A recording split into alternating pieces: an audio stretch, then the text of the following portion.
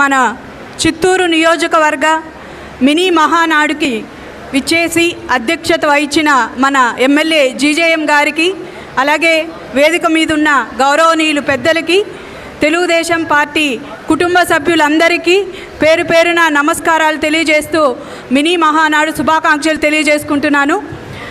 ఇప్పుడే పెద్దలందరూ కూడా చెప్పారు మన తెలుగుదేశం పార్టీ చరిత్ర అంటే ఏమిటి. గత 44 సంవత్సరాలుగా ఎన్నో ఆటుపోట్లను ఎదుర్కొంటూ అధికారంతో ఎంతోమంది ప్రజలకి, ఎంతోమంది రాజకీయ నాయకులుగా తీర్చిదిద్దిన పార్టీ మన తెలుగుదేశం పార్టీ.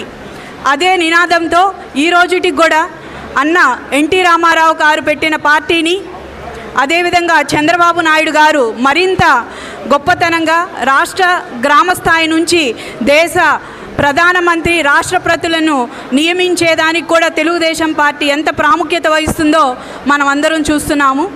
అదే అడుగుజాడల్లో ఈరోజు మన జాతీయ వర్కింగ్ ప్రెసిడెంట్గా ఎన్నికైన నారా లోకేష్ బాబు గారు, ఇది వారసత్వం కాదు, ఆయన యువగలంలో ఎంతగా కృషి చేశారు, ఎంతగా ఆటుపోట్లు ఎదుర్కొని కుటుంబ సభ్యులని అవమానించిన దేనికి లొంగకుండా మన రాష్ట్ర అభివృద్ధి కోసం, ముఖ్యంగా యువకులకి ఉపాధి అవకాశాల కోసం, మహిళలకి భద్రత, గౌరవం కల్పించాలని, రైతన్నల మొహంలో ఆనందం చూడాలని అనునిత్యం కష్టపడినింది మన లోకేష్ బాబు గారు.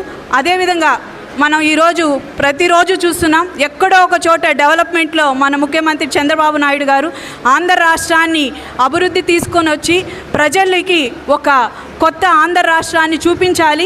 అప్పుడే ప్రజలు మన పార్టీ మీద ఒక నమ్మకం ఏర్పడుతుంది. రాబోయే రోజులు ఈ 5 ఏళ్ళు కాదు, ఇంకా 20 ఏళ్ల పాటు కూటమి ప్రభుత్వంతో ఉంటూ మన పార్టీని మరింత బలోపేతం చేసుకోవాలని అన్నిత్యం కష్టపడుతున్నారు.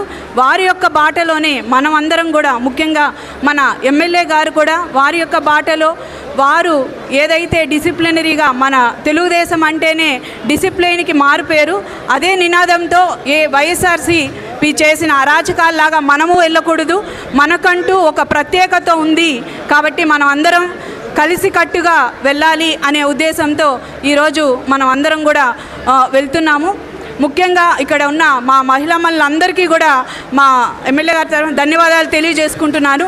ఎందుకంటే ఈ రోజుల్లో మహిళలకి రాజకీయంగా ఇంటి నుంచి బయట రావాలనేదే చాలా గ్రేట్. ఎందుకంటే కుటుంబం సపోర్ట్ ఉండాలి, 10 మందిలో వెళ్ళినప్పుడు అక్కడ ఉండే నాయకుల సపోర్ట్ ఉండాలి, అన్ని రకాలుగా సపోర్ట్ ఉంటేనే మహిళలు రాజకీయంగా బయట రాగలం. ఆ విధంగా మన అందరికీ సపోర్ట్ ఇస్తున్న మన తెలుగుదేశం పార్టీ నాయకులందరికీ